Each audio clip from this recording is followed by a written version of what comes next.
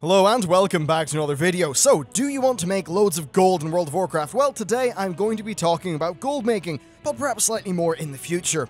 Throughout Warlords of Draenor, a really solid way to make thousands upon thousands of gold has been to solo the Cataclysm 25 heroic raids. On 25 player, you get 6 items, and on heroic, it's 125 gold per boss killed in terms of the actual loot that it drops. So while Cataclysm stuff was soloable during Mists of Pandaria, it's far easier and faster in Warlords, which makes it a very viable way to make money. So today, what I wanted to do was test Mists of Pandaria content to see if we would be in a similar position come the launch of Legion. This isn't really a gold making guide per se, since soloing this isn't going to be super quick and easy for everyone right now, and even those of us who do have good raid gear, it's still going to take a while to actually kill these bosses, but come Legion, we should all be able to face roll this stuff. So I started off by soloing 3 bosses on 25 normal mode, and I looked at the loot. The tables for all the bosses are of course known in terms of what they actually drop, so not that much testing is really needed. The Stone Guards dropped a waist, back, 3 sets of legs and some boots, for a total vendor value of 107 gold. They're mostly leather and cloth, and there weren't any weapon drops, which is a bit crap in terms of the money. Feng dropped boots, a waist, cloak, 2 legs, a chest, and that gave a total vendor value of 103 gold.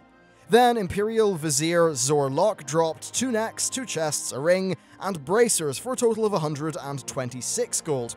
Overall, these bosses are dropping between 100 and 200 gold worth of raw items from this very early test. So to get a better look at the overall earnings, what I did is I averaged the vendor total of all of the 25 player heroic loot from all of the bosses in Terrace of the Eternal Springs, as well as 3 bosses from the start, middle, and end of both Heart of Fear and Throne of Thunder. So let's go and look through the data. In Heart of Fear, Vizier had an average item value of 23.5G. Windlord had an average value of 30 and Empress was 47. Multiplying their numbers by 6, then adding all them together and dividing by 3 gives us an average boss value of 201 gold. It's somewhat bumped up because Empress has tier tokens which are worth 50G each. So applying that number to the entire instance gives us 1206 gold for clearing all of it just in terms of vendored loot. Next, in Terrace of the Eternal Springs, the Protectors average 25.28 gold, Sulong averages 23.41, Li Shi is 27.19, and the Sha is 40G. Doing the same process as above gives us an average boss value of 173 gold. Since there are only 4 bosses, we know this instance will on average drop 695G of items. Moving on to the Throne of Thunder, Jinrock averages 33.85G, Ji Kun averages 37.11G, and Lei Shen averages 35.34G.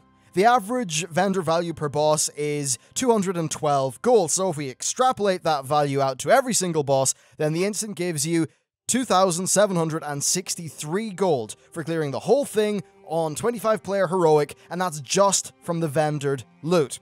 On top of that, we also have the looted gold. On 25 normal, you get 35G, and assuming it's similar to Cataclysm, you get 125 gold for heroic. I'm not 100% sure on that number though. Anyway, taking all of this into account gives us our final estimated gold values.